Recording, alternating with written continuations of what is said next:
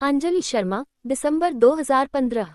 अक्टूबर 2014 में मेरा भाई गुरुजी के दर्शन कर गुरुजी की छाप मन में लिए बड़े मंदिर से वापस आया।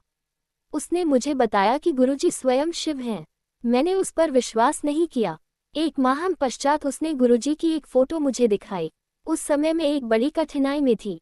मैंने गुरुजी की फोटो को एक लंबे समय तक एकटक देखा और इसी बीच मुझे नींद आ गई। और नींद में मुझे पहली बार गुरुजी के दर्शन हुए। मैं एक घर के अंदर दौड़ रही थी और गुरुजी मेरा पीछा कर रहे थे। कुछ समय बाद गुरुजी ड्राइंग रूम में पड़े सोफे पर बैठ गए।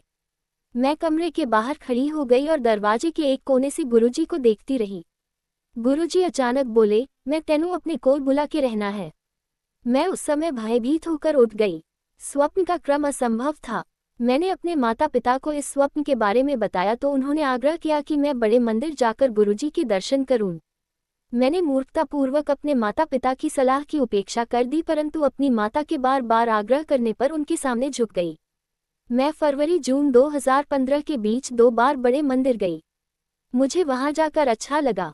एक माह पश्चात गुरुजी का जन्म दिवस मेरी जिंदगी का सबसे भाग्यशाली दिन निकला।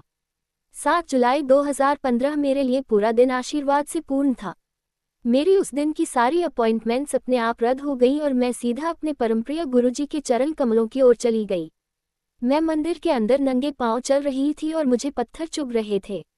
मुझे चलने में कठिनाई हो रही थी। मैं पिछले 1 साल से फटे हुए टखनों से पीड़ित थी।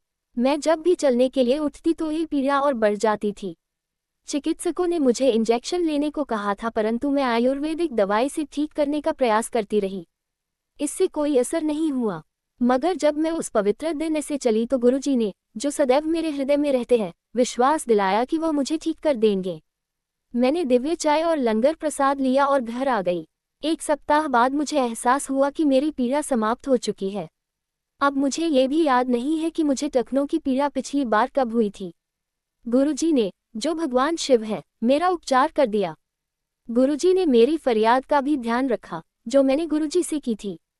मैं अपने परिवार के साथ 2007 के बैसाखी समारोह का वीडियो देख रही थी।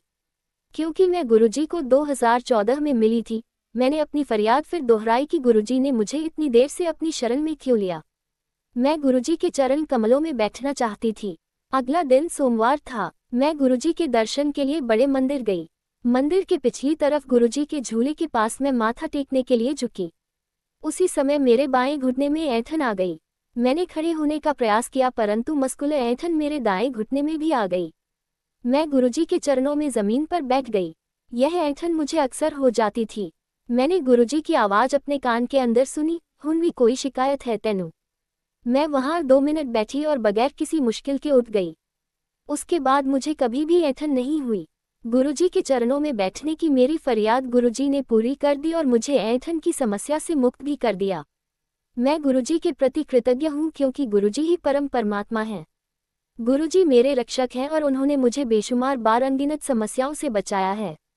जय गुरुजी। अंजलि शर्मा, एक भक्त, दिसंबर 2015।